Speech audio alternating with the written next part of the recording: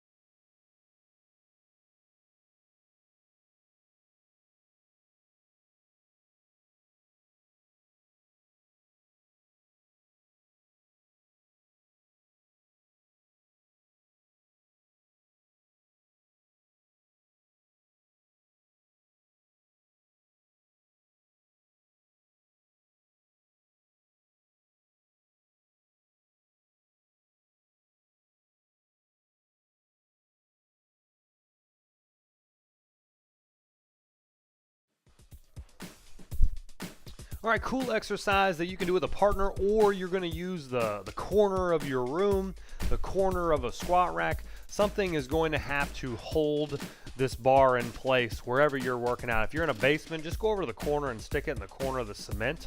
If you're working with a partner, I generally put a towel down to save your rubber floors, and then just have a partner kind of put the noses of their toes up to the bar so that it doesn't slide back. You just need to make sure that the bar is not going to go sliding anywhere on you.